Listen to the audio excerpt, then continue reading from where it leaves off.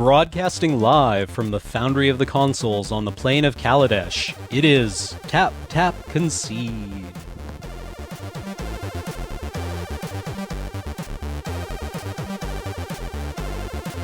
Hey everybody, It's Tap Tap Concede.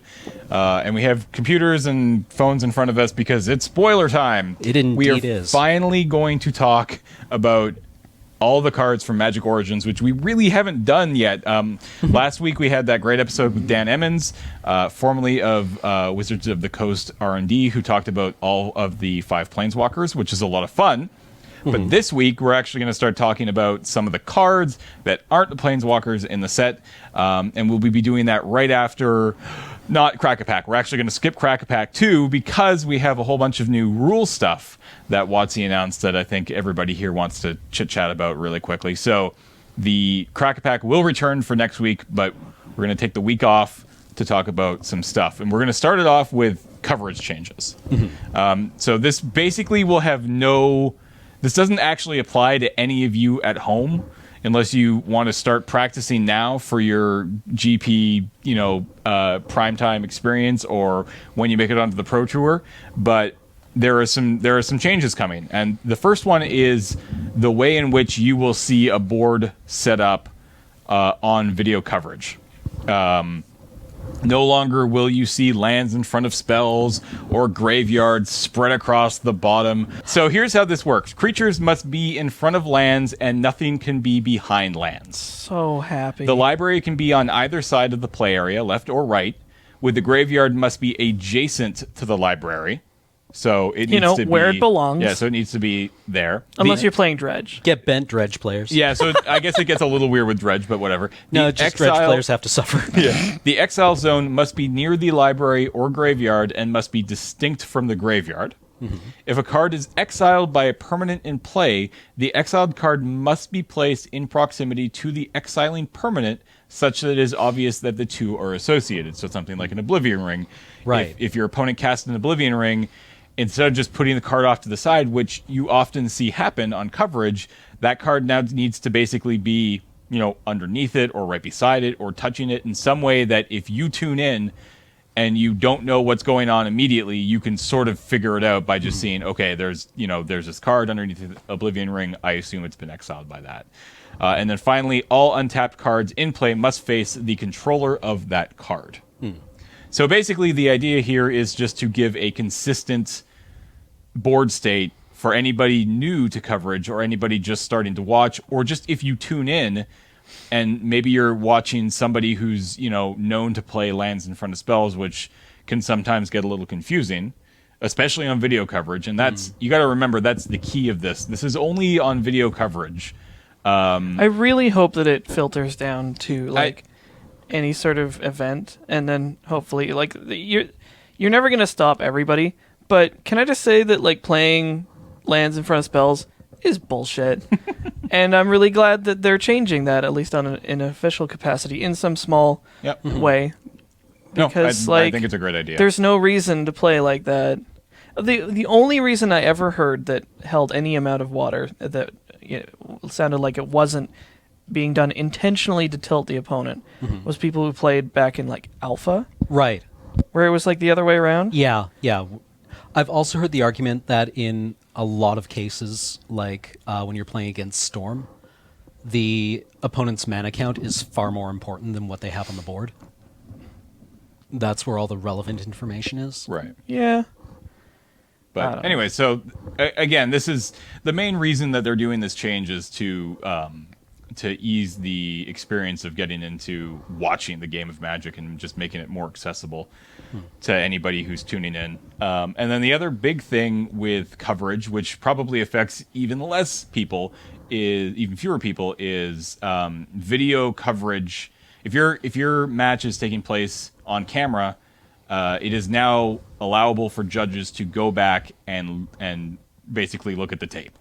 If there is a ruling that needs to be, if there's something that's happened and a judge comes in and they have to give the player a game loss, and I mean the most recent example of this was Patrick Chapin at the most recent Pro Tour, who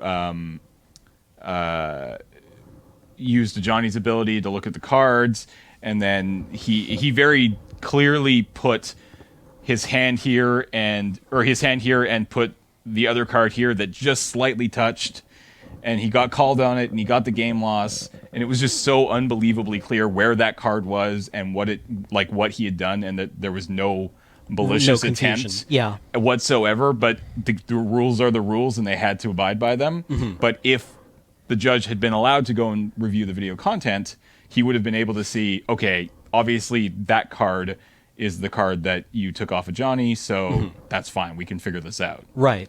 So that's the most recent case, and there's been other cases.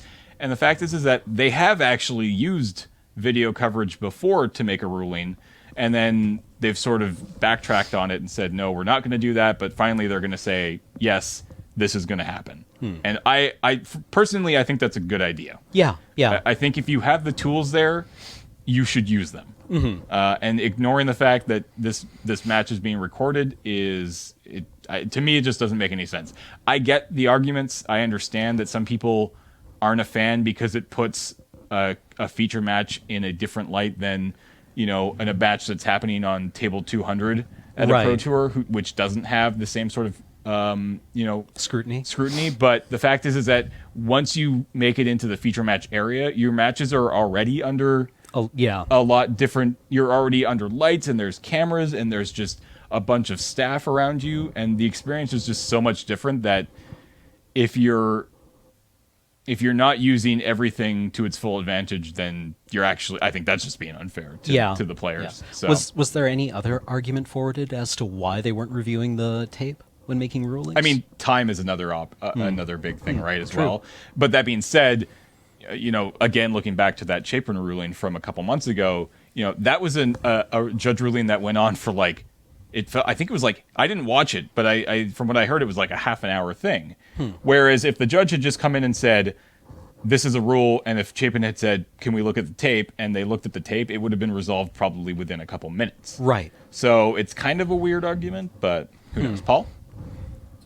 I was just going to say that if you have any issues figuring out, where all your stuff should go with the new world order of making sure that everything is in the right place. Yep.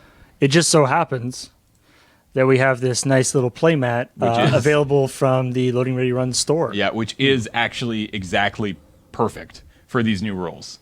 We get no advanced information at all. Because it doesn't give you the choice. Technically, it doesn't give you the choice of where your deck and your graveyard goes because we labeled them, but they are on opposite sides, with the exiled zone being where the graveyard is, and there's an extra slot for a command zone, which is going to be a lot less relevant in a broadcasted game at a Pro Tour. Yep, but we got Fighty Place and Dudes and lands and junk. The pile, Commander's hideout or hangout, dead stuff, and really, really dead stuff, which is basically all the parts that you need. So that is available in the Loading Ready Run store, store.loadingreadyrun.com. But the big announcement that will affect people, not necessarily, but quite possibly, and not until after the next Pro Tour, is this new mulligan rule. Right. And this thing is big. The last two things we talked about are, that's nifty and stuff. But this one's huge. This one can theoretically affect you all the way down to Friday Night Magic. And presumably, these are just rules that you're going to play with at home.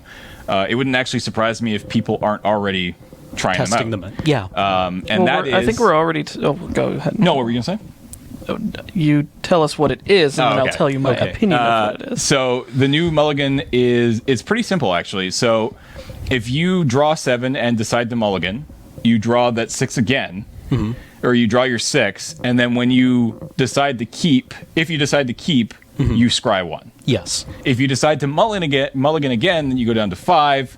And then, again, if you decide to keep, you get to scry 1. You don't get to scry 2, which has been a common misconception. You don't get to scry... Yeah, at no point do you get to scry more than 1. More than 1. You always scry 1, even if you mulligan down to 1. But if you keep your 7, you don't get to scry. Correct. Yes. So that seems kind of sweet. Yeah. I mean, the idea is just to, do a better job at, fighting variants, really, right? Yeah. So I'm really looking forward to seeing... in the first couple of weeks, how people goozle themselves hard by looking at their first 7 and going well, I've got like 3 lands and 4 spells that I can cast, but really, like, the thing I want to do is not here. I'm going to go down to 6 and scry. Yeah. And then, like, Draw no into land. no land. No. Yeah. It's like no land, no land. Uh-oh. Yep. Flip. No land. Yeah. Oh. Yeah. So that's what I'm personally looking forward to doing to myself repeatedly. Yep. Yeah, I think this mulligan rule is going to find its way into Highlander as well. I mean, every format. What's your the current mulligan rule in Highlander? The interesting thing is that like it may affect Highlander slightly differently because we actually have different mulligan rules. Right. Because our mulligan rules for Highlander is you go 7, 6, 6, 5, 5, 4, 4, 3, 3, 2, 2, 1, 1. Oh, okay. So because it's a 100-card format. Yeah. 100-card singleton format. We've taken our own way of fighting variants. But the scry rule is interesting. So do you think that would change? Do you think that would It's change? going to be a discussion. I actually don't know how it'll go. It's like, is it like keep a 7 or rip 6 and scry if you... Yeah, I guess it could still work. You just still get the 2. Yeah. That'd be interesting. I mean, it's better than an option that was floated by somebody in our forums who was like, we should get a second 7. It was like, hell no. With combo in the format? Forget it. That's insane. Yeah, that seems like a bad idea. But so, no, I'm excited. I think it's going to be sweet. Yeah. This seems really positive to me. Yeah. It's because, like, I put forward that scenario jokingly, but that's actually probably a legitimate thing, where if your first 7 is not good, but it is keepable, you can actually not feel terrible about mulliganing Down to 6 and to getting 6 that and one scry. Yeah. Well, the thing is, like, nothing feels shittier than losing to bad draws or bad mulligans. Yep. Like, and it's something that screws every deck in every format. It doesn't matter if you're playing on kitchen table or like at the Pro Tour. You can just brick on variants. Yep. And that sucks. Yep. And it's part of the game, but it's like It doesn't have to be, right? Game of skill, no luck involved. May the best planeswalker win. Yeah. yeah, it's garbage magic. I mean, Nobody likes it. There's definitely ways of, trying to beat variants without getting too out of hand, and I feel like this has struck a really good chord. Yeah. I mean, that being said, I haven't played with it yet. I don't think many people have, but The reaction I've seen has online been so good. Yeah, it's been which very is positive. terrifying because normally when a big change to Magic happens, have like a split. it's just it's not even a split. It's like 90% of the people are like, Magic is dead. Well, I mean, the last big change they brought through that I think was the change in standard rotation. Like the end of the core sets and then the accelerated rotation. And everyone was like, awesome. Yeah. Right? Like people were really enthusiastic. Well, it's like maybe that that is an indication that this decision is on point. If like it's not entirely, but mostly unanimously popular, then it's like, hey, this is something that affects everyone, and everyone can agree that this is a good idea. Yeah. Mm-hmm. Hooray! Cool. The one thing I've seen postulated is that every control player is now going to mull to 6 and scry 1, and I'm like, will they? I don't know. Sometimes you just rip 7 and you're like, gold. Yeah. Yeah. Yeah, but like I like this in that it adds another layer of decisions. Mm-hmm.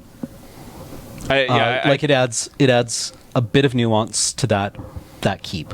Like your joke about how the thing you're looking most forward to is somebody goozling themselves by saying, this is an okay 7, but my 6 can be better, right? Mm-hmm. And getting that scry. You just punished. I think you get punished once, and you basically, I feel like most people will learn, and be like, all right, well, maybe that's not a good idea anymore. Because like inserting more randomness is generally not what control wants to do. No, wait, that's not what anything really wants to do. I mean, if your opening 7 is playable but unexciting, and you think, well, we can go to 6 and get that scry and things will be better, and you just maybe. It's like 4 land and 2 6-drops, and you're like, well, I've wasted my life. even with that scry, it's just like, because it's like you hit you scry, you look at a land, and you're like, well, definitely bottoming that, and then you just draw and just stone nothing, and it's just like, well, all right, I should have kept that reasonable 7 hand that wasn't exciting, but whatever.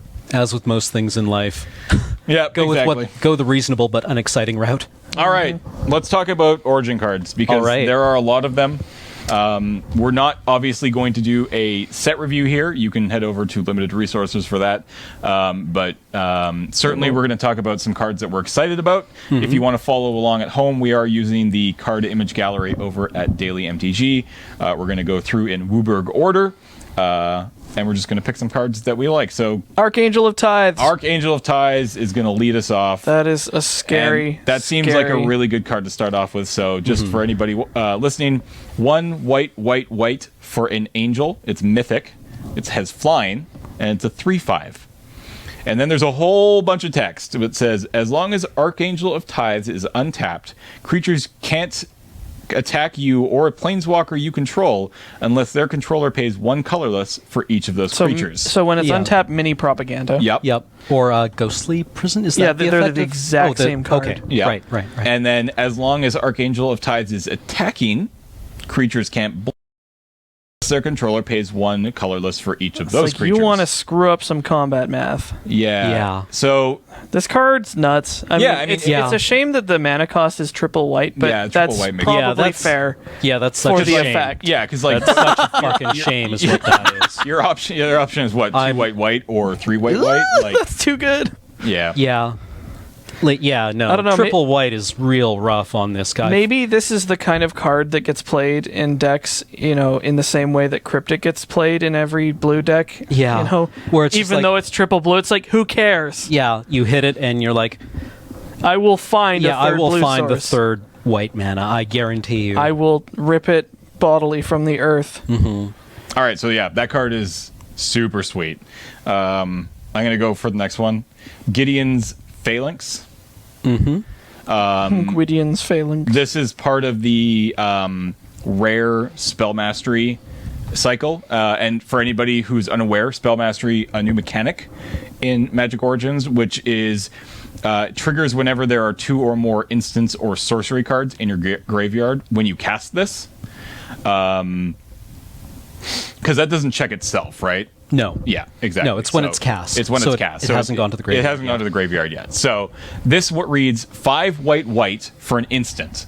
Put 4 2/2 white knight creatures onto the battlefield with vigilance. Yeah. For 7 mana, you get 8 power. 8 power and 8 toughness across 4 creatures, but it has spell mastery. So remember, if there are 2 or more instance or sorcery cards in your graveyard, creatures you control gain indestructible until end of turn. So not only is this a card that can give you 4 2/2s, so you basically can attack with everything, and they're like, oh, sweet. I got, decent blocks. I can make some good attacks in afterward, like on the next turn. Yeah. And then all of a sudden you're like, nope, I'm going to make 4 2/2s. Oh, and all of my other creatures you just blocked are indestructible. I didn't even think of that. Yeah. No, the one that excites me with this it's is... a combat trick as well. It's disgusting. This card is insane. The one that scares me is Crux of Fate. Response. Yeah. Blah. Blank your mass removal. Yep. Make 8 more power. How about the opposite of Wrath? Yeah. Yeah. So it's like it's tons of mana, but I feel like Hard Control loves. Yeah. So this here's is what Hard Control wants to do. Here's something that I want to address really quickly, which I should have said at the beginning. It's like White Cryptic. I feel like all 3 of us will actually be looking at these cards from very different perspectives. So when I talk about a card and get excited about it, I'm going to be talking about and getting excited about in a limited set. So this card is completely insane in limited, right? Yeah. Like this card is just a bomb in limited.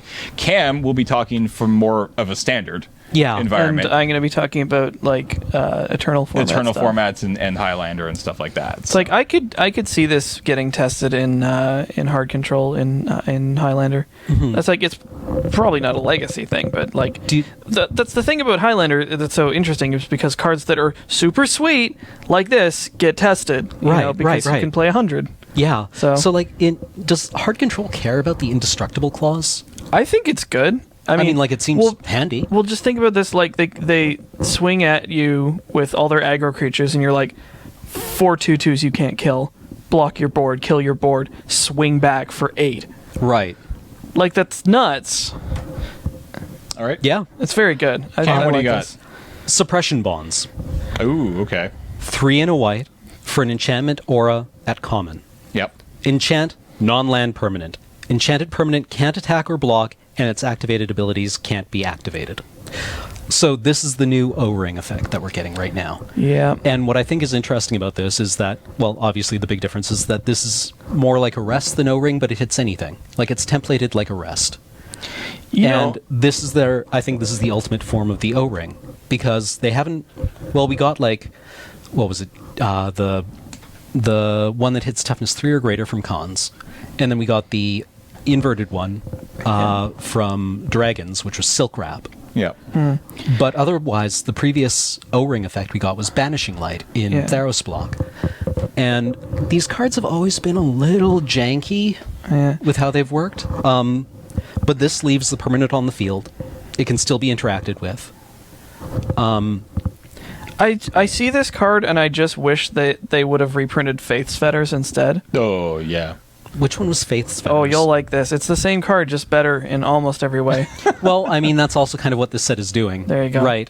So this can hit any permanent. Yeah. Enchant permanent. When Faith's Feathers enters the battlefield, you gain 4 life. And enchanted permanent activated abilities can't be activated unless they are mana abilities.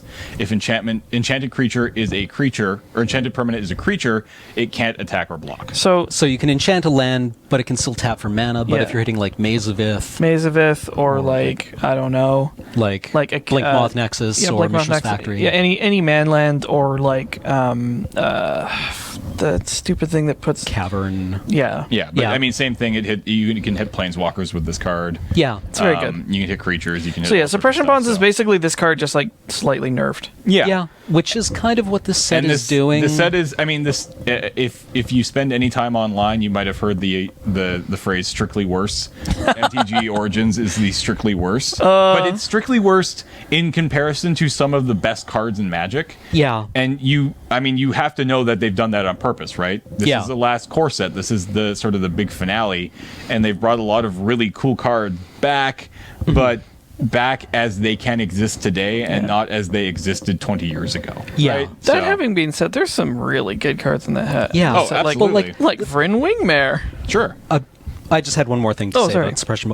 I just like that it leaves the permanent on the table so that you can still interact with your own card. Like, you can still sack it to get rid of this thing and get value off it in some way like that. Yep. Pretty sweet. I dig it. All right. So Vryn. Vryn Wingmare. Yep. So this has been. It's strictly worth Thalia. I know it's worse than Thalia, sort of, Yep. because the evasion might be relevant. Okay. I think it's like, I don't know. Like, I think Jer was talking about this card about, it's like, is this going to make it into Death and Taxes? Like, he's not sure, because Thalia is the best card in Death and Taxes, Right. and it's like, is it worth playing another couple of copies if it's a little bit worse, Right. but also a little bit better? Because it's like, well, flying holds GT pretty well, Yeah. and sort of Fire and Ice pretty well. I don't know. It'll be interesting to see whether this one like really takes off or not. Yeah, because the big problem No with pun this intended. isn't like necessarily like the increased mana cost as a drain on your resources. It's that it makes Vile less universal. Yeah, there's Right? that too. Like, I mean, I don't know a lot about Death and Taxes, but it's like, Right.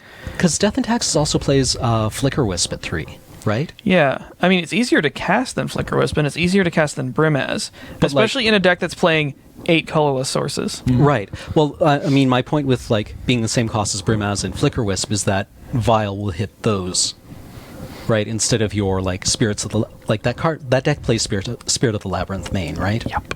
And like Pretty good against Thalia Brainstorm, I hear. Yeah.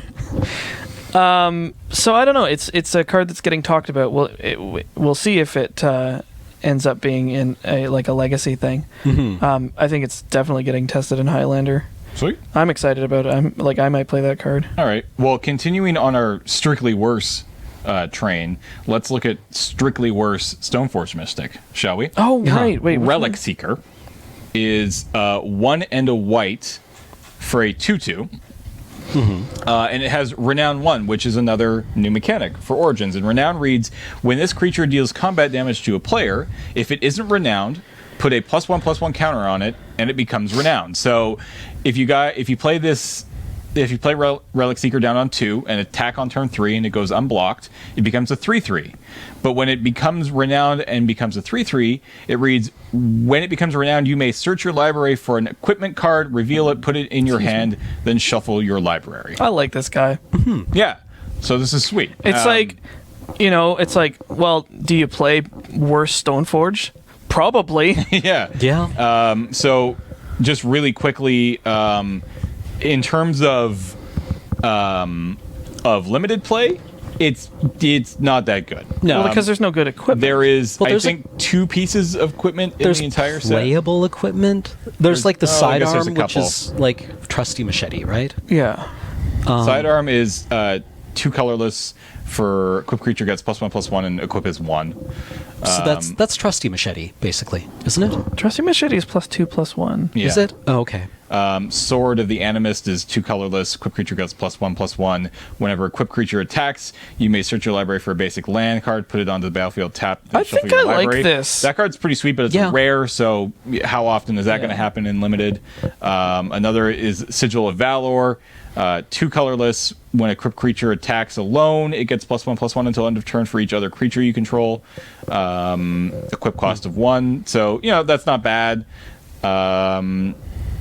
Other artifact equipments. There's the Helm of the Gods, which is a 1-drop artifact that costs 1 to equip. This card will be going straight into my stupid Obzon enchantment deck that I'll talk about in a little bit, which is equipped creature gets +1/+1 for each enchantment you control. This one actually seems maybe kind of sweet. Yeah, this is probably going to be the only card in my Obzon enchantment deck that isn't an enchantment. Enchantment. That's my goal, at least. I think that'll be pretty funny. And then I You know, believe like brawlers play throwing knives. There's actually a reasonable Throwing amount knives of seems equipment. kind of sweet. it's okay. So I mean, if you have it, it's not bad, but it's certainly not like the most exciting target. Now that being said, is it okay in, you know, those formats where, you know, there are swords and batter skulls and stuff like that? Like, would you Like, pay? does that work or no? I mean, it's you like, play it? honestly, like, the problem is that when I assess stuff, especially stuff like equipment, the competition is so ferocious Yeah. that, like, you have to be crazy good. I mean, like, the equipment that gets played. well, I'm talking about Relic Seeker, not Relic Seeker? not the well, that guy actually no. like is sorry, he playable? I yeah, misheard. not you. any of that. No, all that equipment shit. Don't worry about that. Yeah. Yeah. Like, I'd try him. Yeah. I mean, I like that he's 1 and a white. Yeah. He has no evasion or keyword abilities, which is kind of a drag. But it's just like he's kind of like Goblin Lackey for equipment. You know what I mean? So Yeah. it's like he's probably fine. You know, Well, it's like would you pay 1 and a white for a 2/1 that draws you a card? well, the demonic tutors. Yeah. Well, no, like that refills. Yeah. Yeah, I think it's good. Yeah. You I know, mean, would you play a second Stoneforge Mystic in Highlander? even if it was like nerfed 3 times, probably. Yeah. Does it still have that ability? All right, I'm down. Like, I'm not so certain that this is the strictly worse core set so much as this is the legacy in standard core Of course, set. that yeah, yeah, that's fair. It's just like Legacy with boffer weapons. Yeah. Alex, it looks like you've moved on to blue, so we'll hold off for 1 second because I think does Cam. Oh, do I'm just any more- looking for something. I was just going to comment on the white mass removal that we get in this set, which is Tragic Arrogance. Oh yeah. Okay. So for 3 white sorcery, for each player you choose, or that player. Okay, you choose from among permanents controlled by that player an artifact, a creature, an enchantment, and a planeswalker. Everything else is sacrificed. Yeah. So they get to keep their worst of everything. Everything else gets blown up. Seems good. I mean, especially for 5 mana. Yeah, and I really like that it is sacrificed and not destroyed. Oh. Yeah, that could be interesting. Oh, and you choose. Yeah, Yeah. It like edicts everything except it's like a wow. yeah. That seems pretty like, good. Planeswalker here is troublesome, but I mean, Wraths never hit Planeswalkers before. Well, I mean, they did, but It's like it's a wrath that Thrun doesn't live through. yeah. So that's scary. Yeah. Yeah. What would be really hilarious if it was target things, so it's Oh, like, God. oh, I can't actually target your throne. This is Wah, awkward. wah. Well, sorry. you just like pick their sapperlink token. You're like, Yeah. bye. Yeah. All right. Well, really quickly, I want to talk about one last white card. Okay. And then we can move on into blue for a little bit, which is one of the pillars of this Obzon enchantment deck I'm talking about, which is the Starfield of Nyx. Yeah. This card is a reprint? the most No. Oh. dirtiest card. Okay, so 4 and a white for a white enchantment. Oh, is that the new Opalescence? Look, Yes. okay, so at the beginning of your upkeep, you may return target enchantment from your battlefield or from your graveyard to the battlefield. Okay, Pretty that's good. sweet. Voosh. Okay. The second ability, as long as you control 5 or more enchantments, each other non-aura enchantment you control is a creature in addition to its other type and has base power and toughness, each equal to its converted mana cost. Yikes. I love this stupid card so Yeah. much. And between this and the silly black card that we'll get to in a little bit, I want to make this deck a thing. It's going to be bad. It's not going to be something I look to compete with. I'll probably just play it online, but oh my god, it's going to be fun. I bet you any amount of money Surge is going to make an enchantments, like an Enchantress deck. Because there's a new Enchantress in this set too, isn't there? In green? There's something there's that makes enchantments cost cheaper. less. Yes. Yeah. So between this and that, Banner it's like, Bearer of Nyx, something like that. yeah, you get this off of like Academy Rector or something, and then you just like opalescence them to the face. Yeah. All right, let's move into blue. Alex, what are you going to lead us off with? This will sound boring, but Artificer's Epiphany is really, really, really good. Yeah, no, this card is sweet. 2 and a blue, instant, draw 2 cards. If you control no artifacts, discard a card. So Compare this to oh god, I'm gonna forget the name. Oh, Not Careful Study. Compulsive Research? Compulsive Research, and then there's the artifact one, where the guy's drinking something. oh. It's on the tip of my tongue. It's on the profile. It's I is it hate from this. Mirrodin? Yeah, it's from Mirrodin. Thirst It's for Knowledge? Thirst for Thirst for Knowledge. Thank you. Knowledge, yes. Yeah. Oh, that was gonna bother me. So it's like Thirst for Knowledge, but way better. In the same deck. So like this might actually just make Thirst for Knowledge a lot less playable. And it's a card that gets played because it's divination only fast. Yeah. Very Like fast. holding Yeah, this yeah. up till end of turn, I like, right? Like because you hold it up, if they don't have anything to counter, you draw cards. Yeah, it's just like the Academy style decks that I encounter, sort of like Esper or like Blue XYZ, Right. love this card. Because it's basically just going to, most of the time, read 2 and a blue, draw 2 cards as an instant. Yeah. End of card. Yeah. That seems totally fine. It's quite good. All right. Cam, what do you got? Well, I have calculated dismissal. Okay. 2 and a blue, instant. Counter target spell unless its controller pays 3. So it's At a common. strictly worse Worse. mana leak. Yes. It's not a great mana league, but It's not a great mana leak. But it has has spell spell mastery. mastery. Yeah. If there are 2 or more instants and or sorcery cards in your graveyard, scry 2, which suddenly makes it not mana leak. It makes it condescend. like good, like better one size condescend. Yeah, for one specific value, it's better than condescend. I think it's playable. Yeah, and what's interesting about this set is that there is no cancel reprint. Ooh. This is the first core set in a while that hasn't had cancel be the anchor counterspell for blue. But it has Bone to Ash. I guess that's creature spell. I'm going to pretend you didn't say that. You get to draw a card off of Bone to Ash, though. I'm going to pretend you didn't Fine. say that.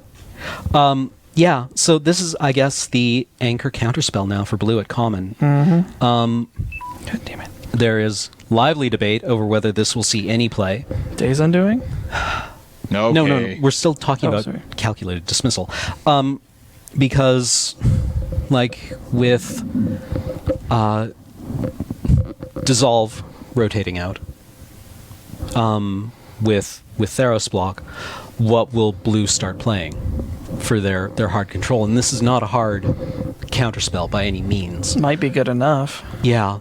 I mean, I guess we'll find out once then. So, like, is this... well, it's like Cobblade was all in on Mana Leak. Yeah. So- yeah, well, I mean, but Mana Leak hit It was things also that... 2. Yeah. Mana Leak hit your early game stuff when it was relevant. Yeah. And then it also hit Titans when they were like up until turn 9. It's fascinating Right. what a difference this card makes for 1 mana. Yeah. More. It's Like the Scry 2 is Real good. really good. That's really good. Yeah. So I'm looking forward to playing with that card, at least. I will play that. Will this card see play? Yes, I will play it. Cam will answer play that this question card. there. Maybe I'll only play it once. Maybe it'll be no good because a lot of the matches I see wind up with 8 mana on the field. The current standard meta is slow, but this is by definition not part of the current standard meta. True. Maybe things will speed up with Magic Origins, and All right. these kind of soft counters will become very important. Are you going to play this next card, Days Undoing? I like 2 the and a communal blue, sen- sorcery. Each player shuffles his or her hand and graveyard into his or her library, then draws 7 cards. If it's your turn, end the turn. Is Legacy Burn already splashing blue for No, Treasure Cruise? Actually, it might be. If it's like, This seems like a better way to draw a 7. but it's like you don't get to do anything with them. Yeah, but you've drawn 7. Right? Like, I don't see this going into any kind of blue shell. I see this as being like the best The problem is that like I think non-blue card draw spell printed. it's like Everyone's like, oh, but you just like, so Notion Thief than this. And it's like, well, no. no, that's, if you get that, grats. Like the kind of formats that would maybe want this card probably have access to like actual like Yeah, like, Time why would you ever Spiral. play this over Wheel of Fortune? yeah or Wheel of Fortune. Although, I mean, would Days Undoing be good in like some sort of modern burn shell just to rip 7? Well, yeah. Is that even yeah. good? I don't know. I don't know. I don't know I don't either. play Modern Burn. So me neither. I imagine people will try it. I imagine it'll persist in some way. Yeah, but I don't see it it's- being like ideally what those I decks feel like want to people do. are going to try it, and then it'll probably end up just being like, See, when this card came out, I really wanted to build a deck with it. Or when it was spoiled, I really wanted to build a deck with it. But the cards that I want to build to get value off of the graveyard shuffling effect all exile themselves from their cast. Namely, Temporal Trespass, Right. which is the card that I want to be shuffling back into my library so I can draw it again and get another turn. Yeah. that's probably exactly why they designed Well, it yeah, that way. I mean, obviously, I guess, which is sad face time. womp womp. Okay. Yeah. So I'm curious. I have another mythic here, just quite close, which is Disciple of the Ring. Yeah. This card's weird, and I have no idea how to evaluate it. So I'm confused by this so card. let's just read it first. For 3 blue, you get a human wizard. It is mythic. It's a 3/4. So off the bat, a 3/4 for 5 is not the worst in blue, but sure. But it does so many things, and I just don't know. So for 1 colorless, exile an instant or sorcery card from your graveyard, and choose one of the following 4 things: counter target non-creature spell unless its controller plays 2 colorless. Disciple of the Rings gets +1/+1 until end of turn, or tap target creature, or untap target creature. so Right. Like, what I see happening is that you play this turn 6, or with 6 mana up, you hold up 1 mana, your opponent goes Hero's Downfall, you tap, activate the ability, spell pierce them, they pay the 2 extra mana, and your card dies. yeah, I mean, like the first Right. ability on this card seems pretty sweet. Like, yeah. all the cards in your graveyard suddenly are spell pierce with Unearth for Yeah. colorless. Yeah. So Like, that seems awesome. the rest of the abilities are like, I mean, the +1/+1 seems probably the least yeah, it's interesting. not very just good. like, oh boy, now I have a 4/5. Yeah. Now that being said, you can do that a few times. Yeah. Well, I Right, mean, like, that was Morphling's trick. Yeah. But this burns through resources. Yeah, well, Yeah. that's the thing. Is like this is like sort of like if Morphling and Grim Lavamancer just like collided. Yeah. Which It's would like play that maybe card. That sounds like it should maybe be it's sweet, super yeah. That sounds like a sweet. sweet card. I mean, I think this is probably going to get a lot of play initially and will disappear and then come back in a weird brew in a couple of months. And Yeah, just be maybe. completely amazing. Yeah, I think this is going to be one card that people are going to play incorrectly for a long time. And then somebody is going to Are you calling figure her out- the next Jace? No. I mean, she's very I'm- similar in look. Well, yeah, this is obviously art- who Jace and Disciple of the Ring both show up to the same party, and they're like, well, one of us someone has to go home and change. Yeah. And Jace is like, Fine. okay. I have to go forget some things. Paul, what's up? Well, I was just going to say that this is interesting with spell mastery, right? Super non-bow. Yeah, no. Yeah. Yeah. It's Oh, just yeah. super bad with spell mastery. That's Well- weird because like you have all these. Blue is in a weird spot right now because it kind of has non-bows with itself. It's like this is real bad with Delve too. Yeah. Yeah. But it's like I mean, I think Delve was not intended to be a resource or a mechanic where you're only ever paying 1 for treasure cruise. I think it was meant to be like you were paying 6 for treasure cruise. instead of just like ban this card, Yeah. So like, ban this common. I want to play her in a deck with Jace, Vryn's Prodigy, where you can actually control when Jace flips. Right. Yeah. I think that would be kind of an interesting interaction. I don't think it's good. I don't think that's necessarily good. Sometimes you just want your Jace to be an O2 that that just loots. draws that loots. Yeah. Like, Okay. It's what a I'm weird saying is I card. probably will play this deck a couple of weeks and lose. Yeah, and I'll and go then- 1 and 4. Yeah, and then you'll learn Yeah, and then I'll just go back to playing then I'll build the Esper Dragons control deck. And if that's still a good thing. Yeah. And we'll be happy. Okay, Paul, Alex, what do you got? So a couple of the guys were humming and hawing over Displacement Wave on Thursday. yeah.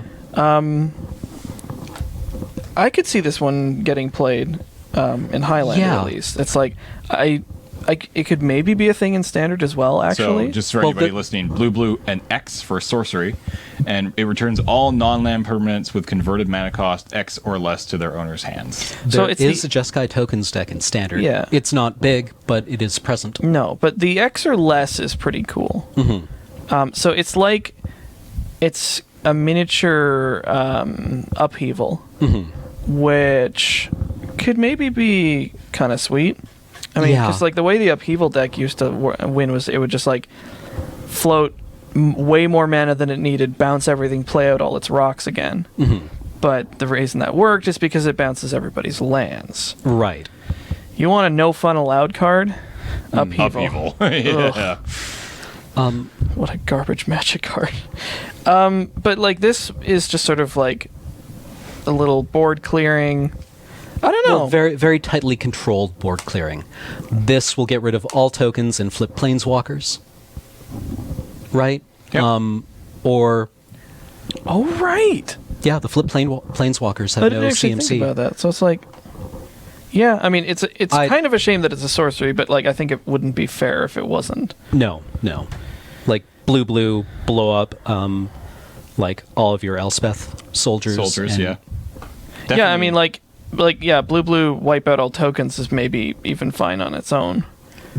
But how about in Highlander, blue, get rid of Merit Lage? I mean, they'll be making the token end of turn, so it's probably not that real. But like, blue 1 against aggro, it's just like, whoosh. Yeah. It's kind of like, it's a little bit like washout and other stuff like that. All right.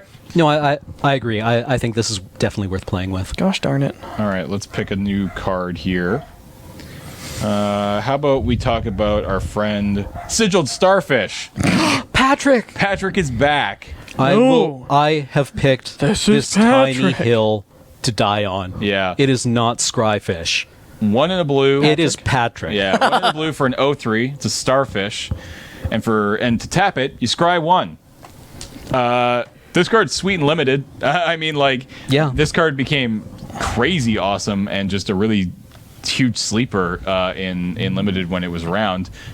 People super stoked to see it back. I am among them, so that's sweet. I like it, obviously this card doesn't get played in standard or in eternal formats, but when it comes to limited, this card the bomb. Yeah, Not a the- bomb, the bomb. Yeah, well, I mean, like, turn 2, block your aggro. Then you just start eking out incremental card filtering. Yeah. And, you don't have to block with it, but, it And does it's clearly exactly better what than I think Patrick Star from I think it does exactly what that deck needs it to do, Yep. Yeah. which is probably the best thing you can say about a card. Yeah. Any other cool blue ones you can think of? Well, The Ophidian is really sweet. That's exactly what I want to be doing in Limited. I'm not sure if she's good enough. Hi. What the? that's you. That is 100% you.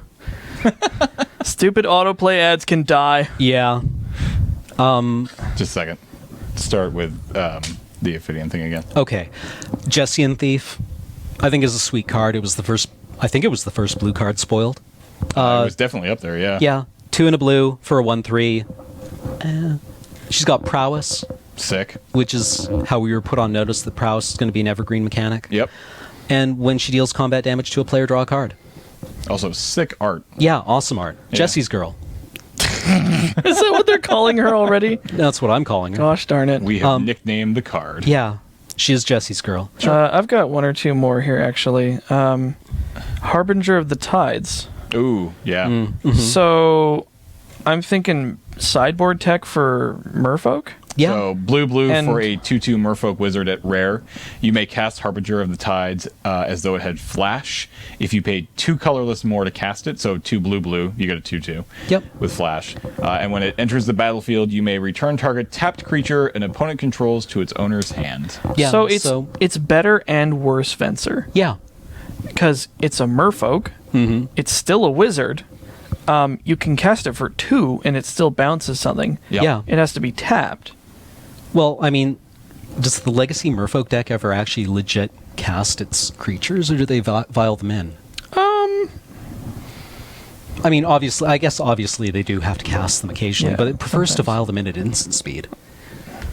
I haven't seen a recent build of the list, but it's like this guy seems sweet actually. Like, Yeah. I think he's definitely going to get played in like some kind of probably control in or like mid range for Highlander. He's at least going to get tested because he seems good. The other card that I want to briefly mention is Clash of Wills, because this is the other kind of counterspell that I really enjoy. The counterspell I get to cast on turn 2. To just So blue X instant counter target spell unless its controller pays X. yeah, I mean, worse Syncopate, worse Condescend, but it but- still keeps them off their curve. Yep. You just have to threaten this card, Yep. right? And I think that's valuable for things like turn 4 Siege Rhinos. Yep. Absolutely. And yeah, I like it. I like these effects. I'm a general fan of these effects. Separatist. Wait, no. Yeah, Separatist Void Mage. It's a mana war at 4. So Yeah. I just wanted to bring it up because I love the name 4 of War. I Yeah, think that's hilarious. yeah. This I is guess a good nickname. I mean, guess it's- this is what we're paying for these effects now. It's like- It well, brings it it's- in line with Fencer, Shaper Savant. Kind of. I mean, it's like this is a more castable version of that. Aether Mage. No, the bird that does the same thing. So it Yeah. lost flying and now is like 3 and a blue Storm instead of not Stormcrow, Mistraven. Mistraven. Yeah. Yep. So it's like, yeah, it's fine. I mean, it'd be cool to have Mana War back, but Yeah, Yeah, I that's guess not we're gonna never happen getting anymore. it. Yeah, we're Yeah. never getting Merfolk Looter back. We're never getting Mana War back. Yeah, we just have to deal with it. All right. Anybody else have blue, or can we move on to some black cards? here? Let's talk about black.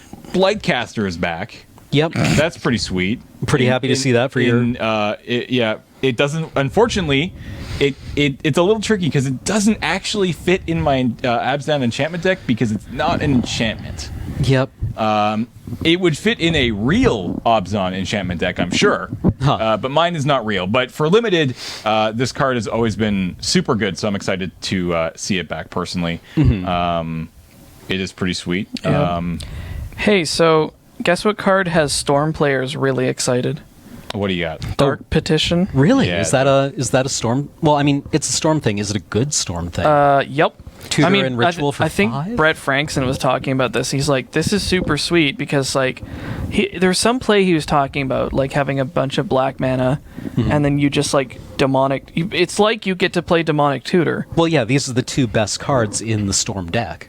Yeah. So in one place. Yeah. It's 3 black for a sorcery that says search your library for a card, put it into your hand, and then shuffle your library. So it's a tutor. It's just straight up. Yeah, but it's for demonic 5. tutor for 5. But it has spell mastery, which says if there are 2 or more instants or sorceries in your graveyard, add black to your mana pool. So it's kind of like it's demonic tutor. Yeah, I mean, So yeah, it's really good. I think he was talking about this in like Ad Nauseam Tendrils or something, and it was Okay. looks real good. no, yeah, it looks sweet. One card I want to talk about just from a flavor perspective is Erebos' Titan. It is a giant mythic.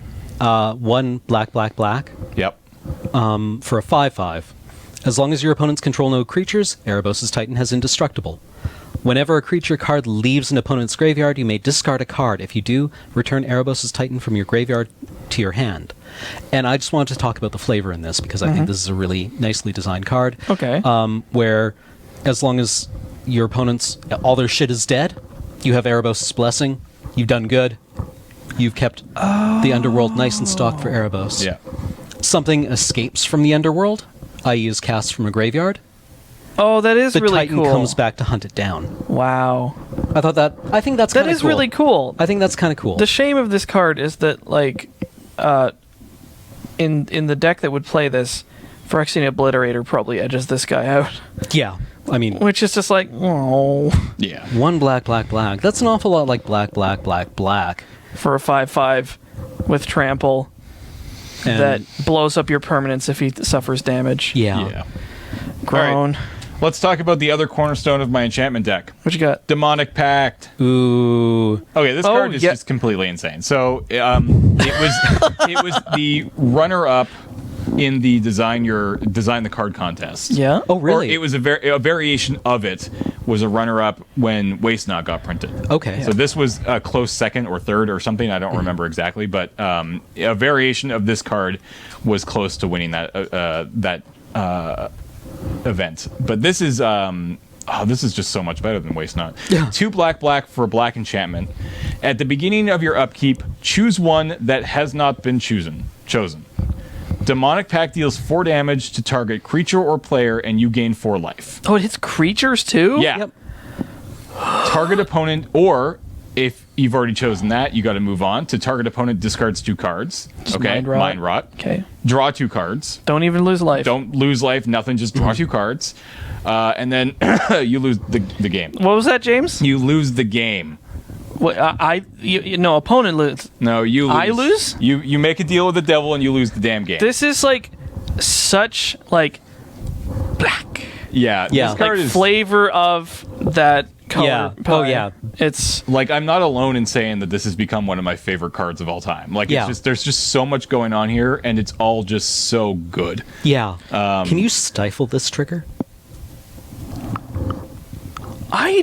wait. I think if you stifle it, you don't have to pick until next upkeep when You, Yeah, so again, I mean, because the choice stays there if you Yeah. stifle the ability. so let's just say this I right wish off the Serge was bat. here. This card isn't very good on its own, right? No. Like, if I'm playing limited and I'm streaming, I'm first picking it, obviously. But if I'm trying to actually win a draft, I'm probably not, Yeah. because the first 3 abilities are almost never just going to win you the game. no. And then if you don't have a solid way to make this thing go away on that 3rd turn, when you just before you need to pick you lose the game clause, it's just like, well, you're just dead, right? So unless you have ways of killing it or bouncing it or switching it over to your opponent's control, which is obviously what you want to do, right? The best case scenario is you deal some damage, you draw some cards, you discard some cards, and you're like, oh yeah, this is yours now, past the turn, and then they lose. But realistically, this is going to go right into mono black aggro Yeah, for harsh endgame value. sure. Like Yeah. I used to play mono black aggro in Highlander, and I would play this card because like you go turn 1 Piker, turn 2 3/1, turn 3 5/5, this, and you just like Yeah. Yeah. Well, it's like I mean, don't care if I get rid of this because you're going to be dead by then. I think what the plan is, the current standard plan with this would be like Starfield of Nyx, this, first choice, like mind rot them. Second choice, draw 2 cards. Third choice, this thing kills itself, is returned to the battlefield next turn. And you gain 4 life. You need a couple enchantments to make that happen, though, right? Well, Starfield of Nyx makes this is a 4/4. It's a 2-card combo with itself. Well I done. didn't even think of it. No, it becomes a creature with 4 power toughness, and you just choose one of the options to dome itself before you lose the game. Yeah, but what was it's Starfield is as long as you control 5 Like, or more okay, enchantments. you need more enchantments. Yeah. Right. Yeah, But like, I mean, like, all you need to do. What's Starfield's casting cost? 5 and a white. It's 4 and a white. 4 and a white. Okay, so you could actually play like Courser, but you're also going to be playing other enchantments in that. Yeah, no, absolutely. Yeah. I mean, well, that is one of the plans with this stupid enchantment deck that I want to build that just has nothing but enchantments in it. Is that you can just kill your own demonic Right. pact with itself. Yeah. because the Starfield of Nyx will have already made it a 4/4. That's Yeah. kind of sweet. Yeah, Yeah, no, I mean, like, that effect tickles me. Yes. Speaking of things that tickle, Despoiler of Souls? Oh, yeah, that guy. Mr. Tickles! Yeah. Yep. He's gonna So- get you. black for a 3/1 horror. It can't block. It was never blocking. But for black, you can exile 2 other creature cards from your graveyard and return this from your graveyard to the battlefield. Oh, it's so good. Wasn't this, you can do it as an instant. yeah. Wasn't Icarid kind of? This is this nerfed Icarid? This is no. In some ways, this is kind of like pumped Icarid. Okay. And also not. But like Okay. it's in that family of return to play spells like Bloodghast right. or like Bloodsoaked Champion. Okay. Yeah, it shares some of its genetics with Icarid, but this thing's real good because like you can just you can park it in the bin for a while, and then it's Right. like 2 creatures. I like being able to do that at instance means like end of turn. I put this thing into play, untap, swing with it Right. is real good. Yeah. I think the only problem with this card is it does not have Icarid's awesome hat. Yes. Awesome Clearly. hat. I thought you were gonna say haste. But yeah, like yeah, a no, 3/1 this for card black. seems sweet. It's this is good. I like this Yeah. card a lot. Sweet. Hey, Flatten is back. JK. Flatten is back. It's called Languish now. Yep. And it casts for 2 black. But all creatures get -4/-4 until end of turn. Fart noise. It's JK Flatten everything. What offends me is that this doesn't kill Rhino, and everyone's like, exactly. Yeah. It doesn't kill. That's what it's supposed to do. If you could have a Wrath effect that didn't kill your own Rhinos, because obviously the only people playing black right now are playing Abzan. Yeah. And I'm like, that sucks. That sucks. I hate this. So yeah, this card is actually. I mean, it's awesome and limited. Looking So at Yeah. this other stuff. Yeah, take well, it. yeah. No, I mean, it's a great Ooh. card. I got one. Go for And it. I think you actually are on the same card. Is it Priest of the Blood, right? This guy's Yeah. so Yeah. good. This card is sweet. So That like mono black aggro might be a thing in Yeah, so- standard at this rate. So 3 black, you get a 2/2 human cleric. Obviously, that is not very good. But when Priest of the Bloodright enters the battlefield, you put a 2 or a 5/5 black demon creature with flying onto the battlefield. At the beginning of your upkeep, you lose 2 life. Who cares? I Yeah. love the So- flavor for this so much. Yo, okay, what you want to do is, I think, Liliana, Yeah. find a sack outlet for this guy. There's a couple of sack outlets in black at this point. Sack him, recur him. You know, It's almost like you have Just- a 5/5 and then a 2/2 that can't be blocked. yeah. Yeah. Like for real. Yeah. Because I mean, you it's- don't want that 2/2 to die. It's 7 'Cause- power for 5. Yeah. And 5 of it's flying. Yep.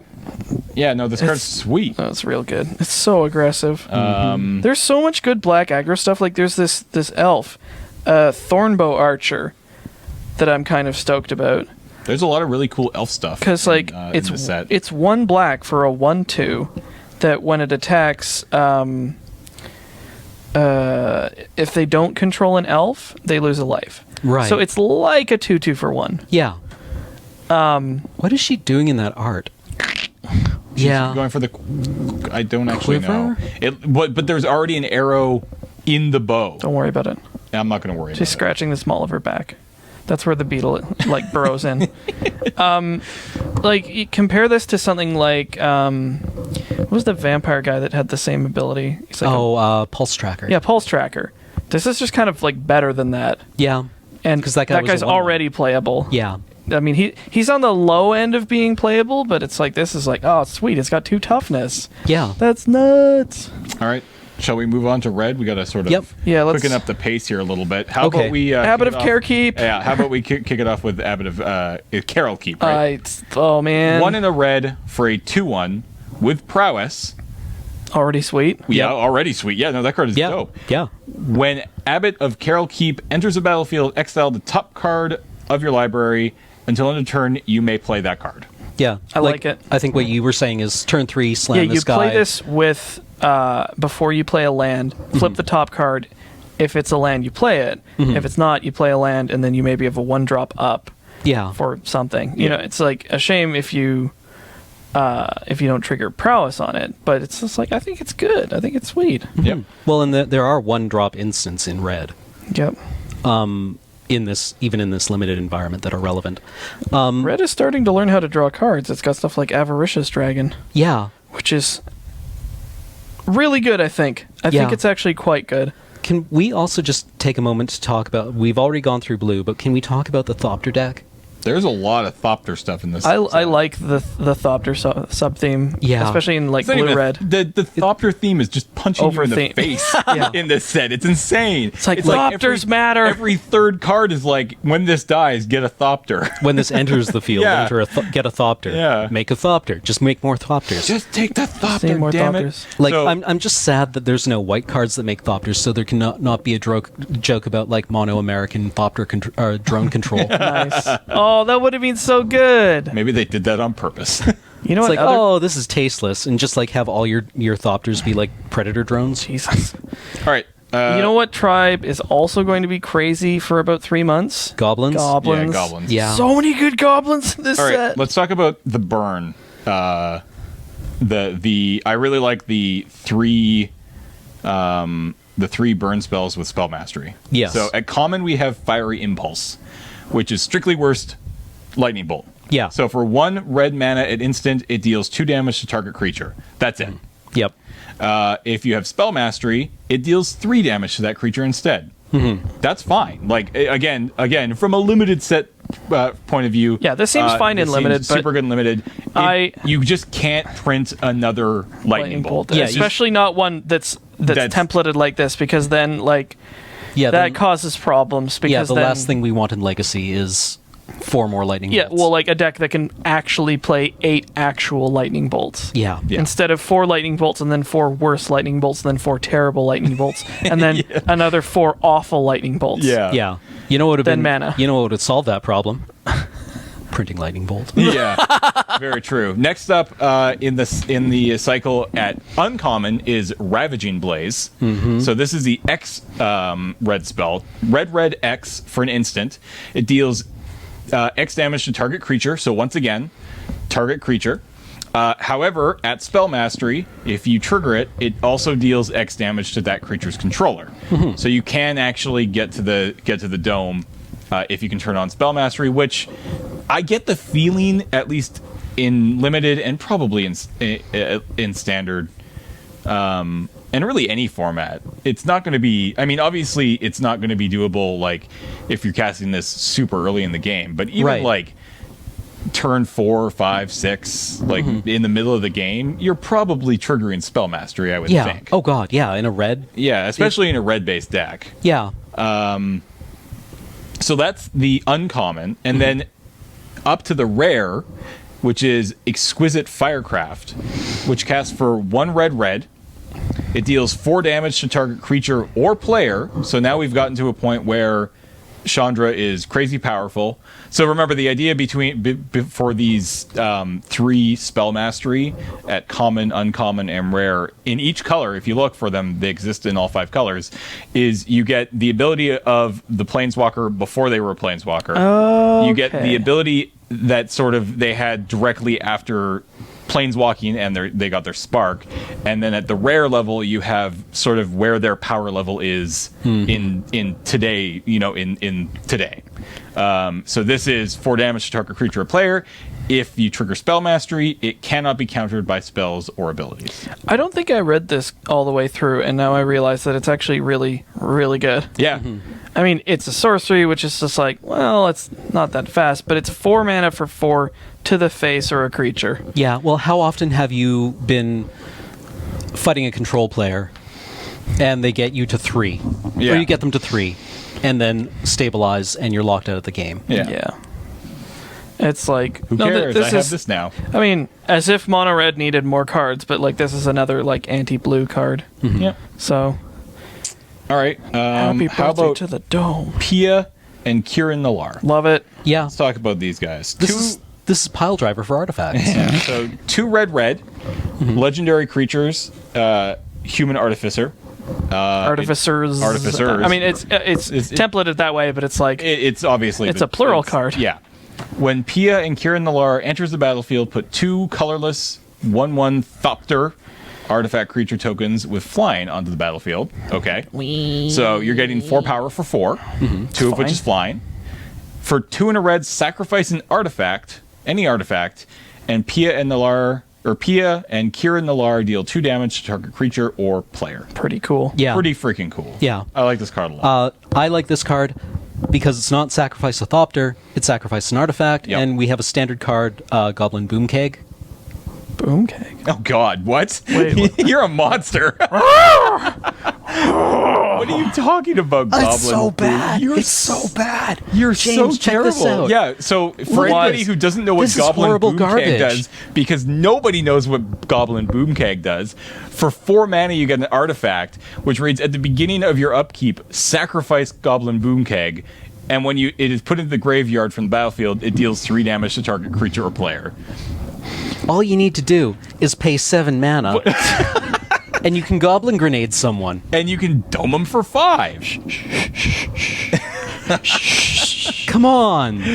Come on. Okay, no, man. Cam, strictly speaking, you could respond to its trigger by sacking it for... Yeah. Yeah. Well, yeah, no, that's what I'm saying. Oh, okay, I thought you said 7. It's not... No, for 7 mana, you pay 4, and then 3 mana for Pia and Kieran Nalaar's ability. Oh, no, what I meant is you, like, play this, your next upkeep, Yeah. when the trigger for this goes on the stack, you respond to it and blow it up. Yeah. Ta-da! Yeah. Boom! Oh dear. Sigh. Let's go talk about a real card. Molten Vortex. Hey. For 1 red, you get an enchantment. Okay. What does it do? Well, For red, you discard a land card, and it deals 2 damage to target creature or player. So this is Seismic Assault. Only this is to Seismic Assault what Barrage of Expendables was to Goblin Bombardment. Although I think this one might actually be better. yeah, no, I've been talking about this with people, and at least in Standard, where this will be played, because it's, if you could play Seismic Assault, you would play Seismic Assault instead. Control has a really hard time with this card. Oh, yeah. If you resolve this turn 1 against a 'Cause control you player who's can't done counter Temple of it. Epiphany, Okay. like if you get this out in turn 1 or 2 underneath their 3 mana counter spells, Yeah. that control player they're in a rough spot now. Yep. Well, because all your lands are now shocks. Yeah, and I mean, it's not great, but it means that you have this thing that's relatively difficult for them to interact with in game 1. Well, like it's way cheaper than Seismic Assault by a lot. It's Yeah. also supremely more castable. Yeah. So the having to pay mana is kind of a drag, but it's like, is it really that bad? I don't think so. It's like you're going to be able to like cast this, and you're going to be able to use it. So this is Okay. going to be interesting. Yeah. Any other red cards you guys want to talk about, or should we move All on of to them, the but green? we should probably go to green. Yeah. All right, yeah, we're cutting a little close here. We've got to get Cam to F&M. Ooh. All right, so let's talk about some green cards. Let's talk about... what do we got? Yeah, no, it's some green crap. Yeah. I'm not talking phone's about running Okay, these. well, let's talk about the Herald of the Pantheon. Yeah. Yeah. So 1 in a green for a 2/2. It's a Centaur Shaman. Enchantment spells you cast cost 1 less. enchantment spells you cast cost 1 less to cast. And then whenever you cast an enchantment spell, you gain a life. Yeah, this is going straight into Enchantress. Yep. I mean, I don't think Enchantress is a deck in Legacy, but Surge keeps trying to make it in Highlander. In Highlander? Yeah. Because it's so cool.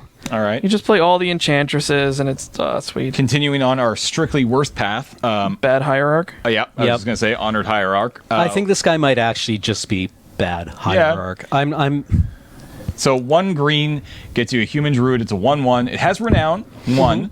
So you can get in there on turn 2 and turn this into a 2/2. And then at least it's a 2/2 for 1. But it also says as long as Honored Hierarch is Renowned, it has Vigilance. And tap to add 1 of any color to your mana pool. So Noble Hierarch. yeah. Well, I think- Noble we're not- Hierarch yeah, only not makes even. band colors, Yeah. but Yeah. And doesn't make your Blink Moth Nexus or Ink Moth See, Nexus. the one thing 2/2. that's- But like, oh, sorry, go ahead. I think this will see play in Standard where you're like, your opponent again will be on turn 1 Temple, turn 2 Temple, Yeah. right? And you'll be swinging in with this 1/1, which Well- turns into a 2/2 and becomes Bears of Paradise. Actual Bears of Paradise. Yeah, actual I finally Bears of get Bears of Paradise. I've There been you go. making that joke forever. But now Well- we have Bears of Paradise. I think the Vigilance is the exciting part about this card, because if this just became Renowned and then you tap for mana, it would be like, eh. Yeah. But if you Renown it, yes. then you get in and you make mana Yeah. for the rest of your dudes. So Yep. it's like, it's pretty good. Yeah. How about Mana Gorger Hydra? 2 and a green for a 1/1 Hydra with Trample that reads whenever a player casts a spell, put a +1/+1 counter on the Hydra.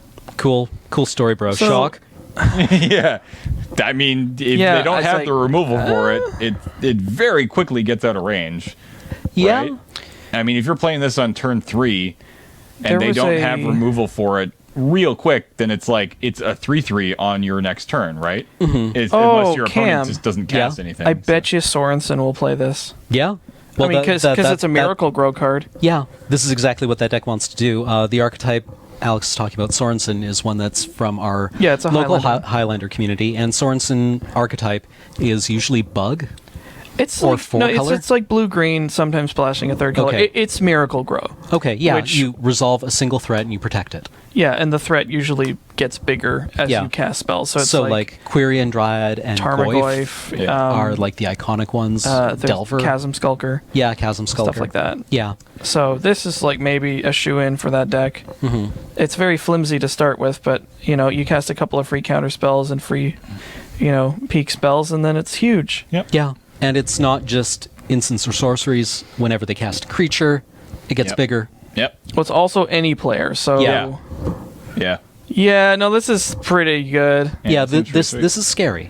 This is legit scary How because like the pseudo haste effects of you play this guy on turn 3 or on 3 mana. I have to be careful about that with green. On 4 mana, you play another creature. This gets bigger. Attack, bigger attack. Yeah, so here's your miracle play is like you play this thing, Gitaxian Probe, bigger, Yeah. pass, they try to kill it, Actually- you daze. Wait, and you're is- like, ugh. Is this green Chasm Skulker? Kind of. I guess. Yeah, this is green Chasm Skulker. It's probably going to be like not good in standard, and then for the decks that can play a lot of free spells. Right. It's The best 1/1s for 3. yeah. How about this card? Outland Colossus. Sorry, my laptop is 3 green for a 6/6. So it's a 6/6 Oh, for 5. So that yeah. seems fine. And then it reads Outland Colossus can't be blocked by more than 1 creature. Okay. But then it has Renowned 6. This guy kind of seems like a house. Yeah. Like this kind of thing God. scares the hell out of me because well, it's a 6/6 for 5. Your first set of blocks are going to be garbage, yeah. assuming you can trade with it. Yeah. And then if you can't, and you're just preventing 6 damage, then it gets in for 6 and becomes an Eldrazi. Yeah, because Yeah. it's 12/12. This seems like a lot of value for 5 mana. Yeah. Yeah, this seems like a reasonable reason to play like Typhoid Rats. Wait, it doesn't even work. You need 2 creatures. Yeah. Yeah, oh, right. You need 2 typhoid rats. No. Can't be blocked by more than one creature. Oh, more than one. Oh, Yeah, okay. it's like, bye, typhoid rats. We believe I think in I had you. that backwards. Yeah. Yeah. So, Like Mike Robles was talking about this card as a card that Tifa really loved. Yeah. yeah. I think this might have been the last set that she was involved with. Could have been, yeah. Yeah. Oh, she'll be able to get excited about Magic again. Yeah, I know. But yeah, this guy seems like something I'll just be throwing monk tokens under. How about another 6/6 here? This thing is insane. How many more 6/6s do you have? Sky Snare Spider. Oh, yeah, this 4 thing. green for a 6/6 Ah. vigilance reach. It's making me At uncomfortable. uncommon. Yeah. Well, Giant spider leveled up. yeah. Dear God. Wait, a 6/6 with 2 keyword abilities? Yeah. At uncommon. At uncommon for 6. That ain't right. This card seems completely insane. That ain't right. Yeah, no, How is this not a rare?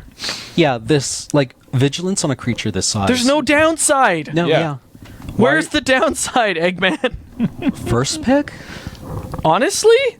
Yeah. Like, I don't even like playing green, where I'm just, like, resolving, like, creatures and beating in. But, yeah, I would totally first pick this. Yeah. If you Absolutely. send it to me. Like, it's not that hard to cast.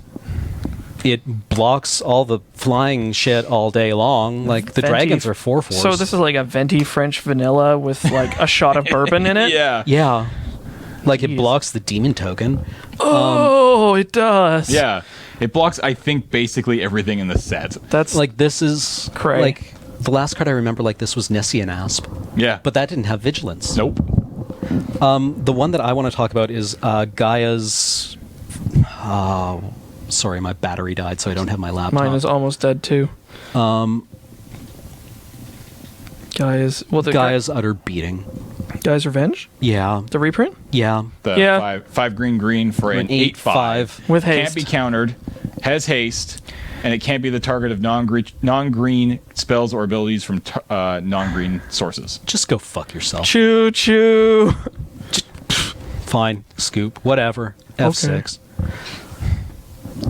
Yeah, this card's pretty insane. Mesavith. I don't know what to do about this card. I guess block it with something that has 5 power, which I totally have boatloads of. Can't tell you how much 5 power shit I have in my... Love the art on this card as well. Though. Yeah. It's very no, good. yeah. Meh. All right, guys. Nah. Well, salt. I think we're Salt. really- Salt. I Salt. think we're going to call it there. Okay. There's other cool stuff, but There's a lot of other cool stuff, and we'll probably come back next week and keep talking about it, because next week we'll be talking about our pre-release experiences, because next week is pre-release. Yay. So at least myself and Cam, and hopefully Adam, we'll drag Adam back here, we'll be around for next week's Tap Tap Concede, where we'll talk about all the fun stuff that we did with the pre-release, maybe some cards we didn't get to. We didn't talk about any of the multicolored cards today. We didn't talk about any of the artifacts or the lands. Yeah. So maybe we'll chat about those a little bit next week. So I guess good luck to any of you out there who are going to the pre-release. If you're thinking about it, if you've never done a pre-release before, if you're new to the game, go. Go, go, go. It is the perfect opportunity for you to go out and try out the game in a setting that isn't just your kitchen table.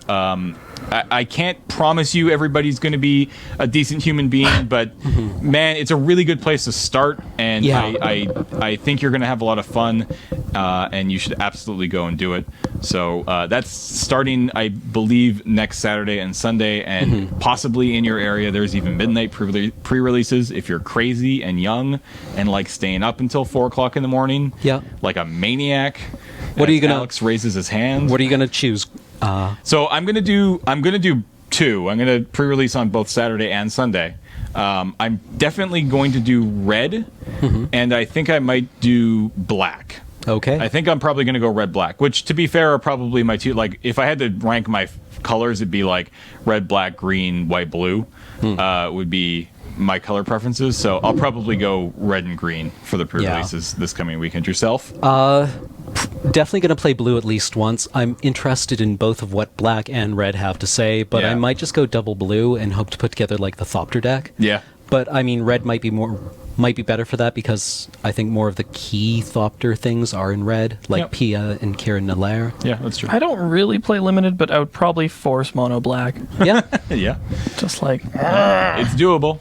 So that is next week. So look forward to that. But in the meantime, thank you so much for watching. Thank you for your continued support over at patreon.com/loadingreadyrun. That is where you guys are kind enough to sponsor and help out and get these things made, like this podcast and the Lurcast and the Crap Shots and all the other stuff that we do. And you can go to patreon.com/loadingreadyrun right down here in the corner. I think it's on my side, and to check it out. And we really appreciate the continued support from all of you guys. And until next week, thank you and goodbye. Later, everyone.